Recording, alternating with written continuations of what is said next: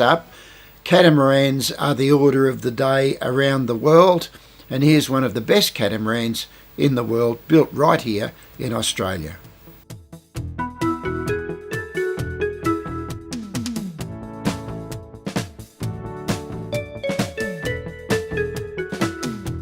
The history of multi-hull boats has been an interesting one, generally comprising two hulls and called catamarans, or a central hull with a smaller one on each side to stabilise it called trimarans, or even a main hull with an outrigger on one side called an outrigger. These vessels are extremely seaworthy, and in outrigger form were among the first to undertake ocean passages. But boat designers seem to forget the advantages of multi-hulls for many years, and it's only over the past 40 years or so here in Australia that the advent of the Shark Cat, designed by Bruce Harris, sparked new interest in the technology, leading to a renaissance which has spread worldwide. The basic advantage of the catamaran is lateral stability, allied with broad beam and an essentially rectangular planform, leading to enormous internal volume for a given size.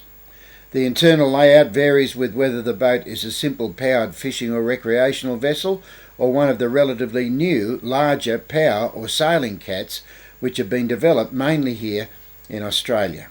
A case in point is Lightwave catamarans, built by Roger Overall and his team in a large facility on the upper reaches of the Conroy River in southeast Queensland. Whilst each version of a given size of Lightwave comes from the same set of moulds, the relationship between Lightwave and their clients is an interesting one and is intensely personal. And every boat is fitted out and finished to the owner's specifications and requirements. The owners become members of the Lightwave extended family, and with the boats roaming the South Pacific and further afield, they keep in touch and share their adventures by means of the Cruise for News magazine published by Lightwave. Established in 1996, the company has supplied over 75 vessels to owners around the world, and there are currently another 2 moving through the production process in the factory. This is basically a production line process, with each stage being handled by people experienced in that particular operation. In this case, the hulls are being fitted with staterooms, cabins, toilets and the galley, and the ducting that you see here carries high volumes of fresh air into the boat.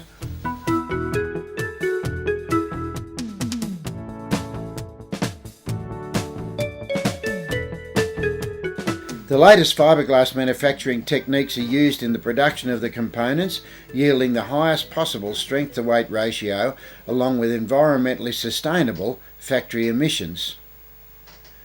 Lightwaves are built in power and sailing versions, both based upon the same mouldings.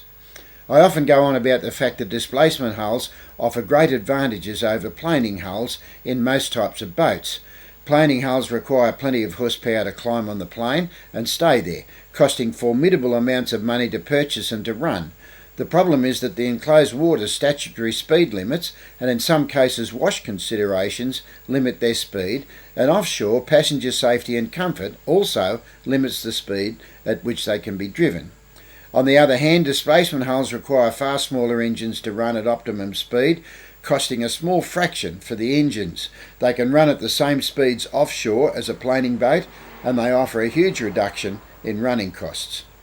The downside is if they are driven beyond their design maximum hull speed, they bury their stern, pull a huge wash and go no faster. In the case of the Lightwave Cats, this problem is addressed in a very interesting way. After the hulls come out of the mould, the powerboat version is modified with a transom extension as seen here, which acts as a trimming device to hold the stern up at speed. This does not come into effect until the hulls approach their design maximum speed, which is a function of the length to beam ratio, meaning that they represent the perfect compromise between a fast and efficient powerboat and a fast and efficient sailing yacht. This powerboat is called Charisma, and we captured her around the middle of 2010 as she was undergoing her final fit-out before running up the Queensland coast to join a charter fleet in the Whitsundays. Word is that she is booked solid and is performing faultlessly. On the other hand, Sweet Justice, a Lightwave 45, is a sailing yacht and is here being prepared for her shakedown cruise to her home port in Sydney, which she reached, I'm told, in the time of 2 days, 2 hours in moderate conditions. I should point out that one of the great advantages of a sailing catamaran is that in contrast to a monohull, which heels under the force of the wind, it remains essentially upright, taking maximum advantage of the drive of the sails. As we move down the Coomera River towards the open ocean, Rima will take us through the layout of the Lightwave 45, beginning with the central living area, the saloon.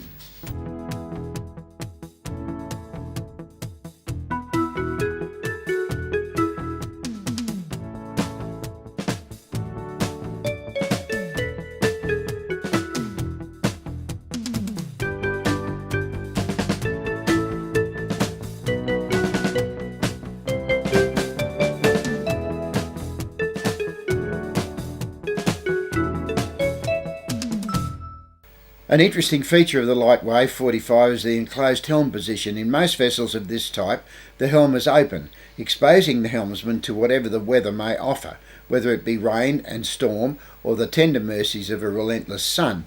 In this boat, a very neat and integrated enclosure protects the helm whilst maintaining full vision and sail handling facilities. Another interesting feature is the spa on the foredeck, ideal for those lazy days and evenings at anchor in some quiet cove. This vessel is state-of-the-art and is the culmination of a long and detailed evolutionary process driven largely by the experiences and requirements of over 70 owners and operators, and built using the latest manufacturing techniques and material. As such, she is truly versatile, being equally at home making globe-spanning ocean crossings or just entertaining friends and family of a weekend. The quality of the rig and fittings is excellent, requiring no more maintenance than any other moored boat, and the easily driven hulls and diesel engines along with the sailing alternative make her economical indeed to run and to own. Lightwave catamarans are a perfect example of the breed, and they point up the fact that, as I often say, the products of the Australian marine industry are at least equal to the best the rest of the world has to offer, and in most cases superior. The fact that a prospective owner can effectively commission exactly the boat he wants and can specify the finest detail places Lightwave catamarans well above the best of the imports. We'll be back after the break.